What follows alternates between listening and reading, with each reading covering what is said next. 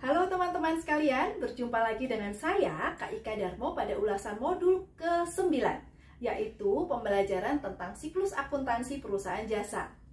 Pada sesi ini, kita akan membahas tentang pengenalan perusahaan jasa, siklus akuntansi perusahaan jasa, dan program aplikasi akuntansi. Buku yang kita gunakan dalam modul ini adalah Ekonomi untuk SMA dan MA kelas 11, karya Dewi Kusumawardani, Pusat Perbukuan Departemen Pendidikan Nasional 2009. Perusahaan jasa menurut Philip Kotler merupakan perusahaan yang menawarkan suatu elemen yang sifatnya intangible atau tidak bisa dipegang, tetapi manfaatnya dapat dirasakan, sekalipun tanpa adanya perpindahan kepemilikan. Dapat disimpulkan, perusahaan jasa adalah perusahaan yang kegiatannya menjual jasa kepada masyarakat yang membutuhkannya. Contohnya adalah jasa komunikasi, jasa hiburan, jasa bengkel, jasa penginapan, jasa konsultasi, jasa angkutan, dan lain-lain. Siklus akuntansi perusahaan jasa. Siklus akuntansi terdiri atas kegiatan-kegiatan seperti ini ya teman-teman ya. Yang pertama adalah tahap pencatatan. Mencakup adanya pencatatan bukti transaksi, baik itu kwitansi, faktur, nota kredit, yang mencakup kepada pencatatan jurnal umum dengan prinsip akuntansi yang baik dan benar, serta pemindah bukuan transaksi dari jurnal ke buku besar atau yang kita sebut sebagai posting. Yang kedua adalah tahap pengiktisaran. Setelah tahap pencatatan dalam siklus akuntansi selesai, maka pekerjaan selanjutnya adalah mengiktisarkan transaksi usaha. Pada materi ini kita akan disajikan tahap-tahap pengiktisaran transaksi usaha yang meliputi menyusun neraca saldo, membuat jurnal penyesuaian, dan membuat neraca lajur. Yang ketiga adalah tahap laporan.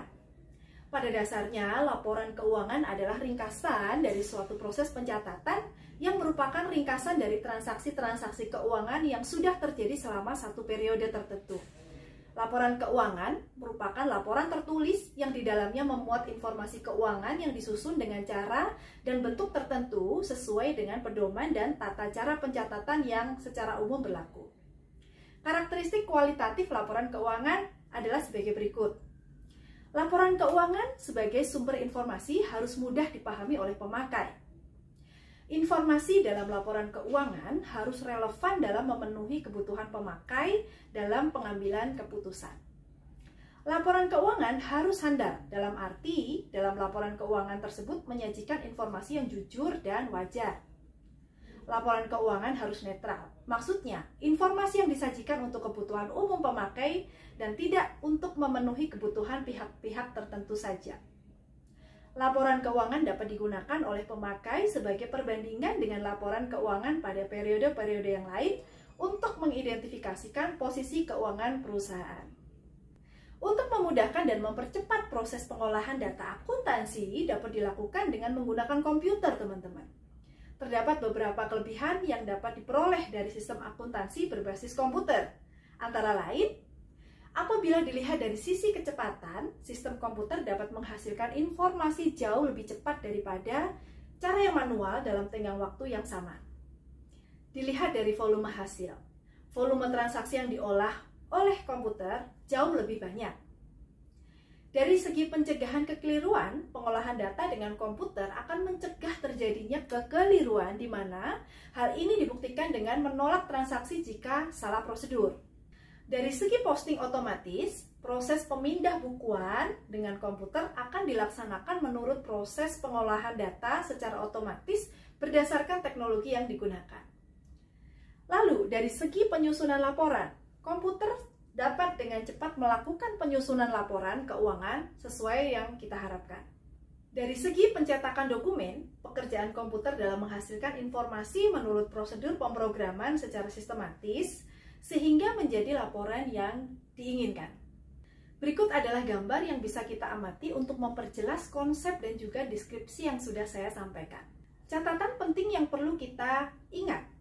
Yang pertama, laporan keuangan merupakan gambaran mengenai dampak keuangan dari transaksi dan peristiwa lain yang diklasifikasikan dalam beberapa kelompok besar menurut karakteristik ekonomi.